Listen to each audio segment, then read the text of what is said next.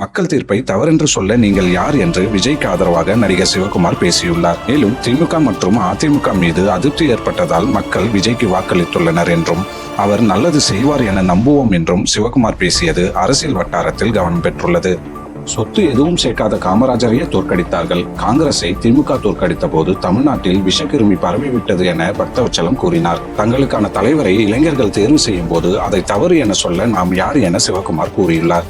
சென்னையில் செய்தியாளர்களுக்கு பேட்டியளித்த நடிகர் சிவகுமார் கூறியதாவது: கடந்த 1954 ஆண்டில் இருந்து காமராஜர் நாட்டை ஆண்டார். 9 வருஷம் ஜெயிலில் இருந்தார். 9 வருஷம் நாட்டை ஆண்டார். அவர் உயிரிழக்கும் போது தலைமாட்டில் 140 ரூபாயும் 4 ஜோடி சட்டை, 2 ஜோடி செருப்பு, 7 புத்தகங்கள் இவை மட்டும் தான் வைத்துவிட்டு போனார். இவர் மாதிரி ஒரு தலைவனை பார்க்க முடியுமா? இப்போ இப்படி யாராவது இருக்கிறாங்களா? அப்படிப்பட்ட காமராஜரையே தோற்கடித்தீங்க தானே. காமராஜரே தேவையில்லை, மாற்றம் வேண்டும் என சொன்னீங்க. அப்போது காங்கிரஸை திமுக தோற்கடித்த போது தமிழ்நாட்டில் விஷக்கிருமி பரவி விட்டது என பக்தவச்சலம் கூறினார். அவங்கள எப்படி விஷக்கிருமி என சொன்னீங்க? 69 வருஷம் ஆண்டு இருக்காங்களே.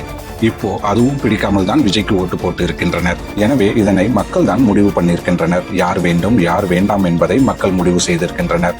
மக்கள் முடிவு பண்ணினால் அதனை மனப்பூர்வமாக ஏற்றுக்கொள்ள வேண்டும். இளைஞர்கள் 90 முதல் 95% பேர் ஓட்டு போட்டு இருக்கின்றனர்.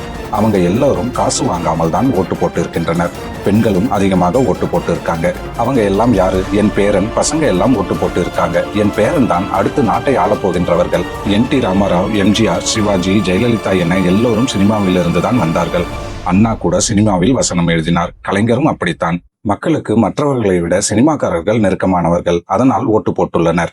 படித்தவர்கள் அதிகமாக இருக்கிறார்கள். மக்களுக்கு அறியாமை இருக்கின்ற வரை அரசியல்வாதிகள், சினிமாக்காரர்கள் பிழைத்துக் கொள்வார்கள். உங்களுக்கு அறிவு வந்தால் நீங்கள் ஏன் படம் பார்க்க போகிறீர்கள் என்று பேசினார். அப்போது அருகில் இருந்த சத்யராஜ் பாத்தீங்களா என சிரித்தார். சிவகுமாரும் சத்யராஜை தட்டி கொடுத்து கொண்டே இவ்வாறு பேசினார்.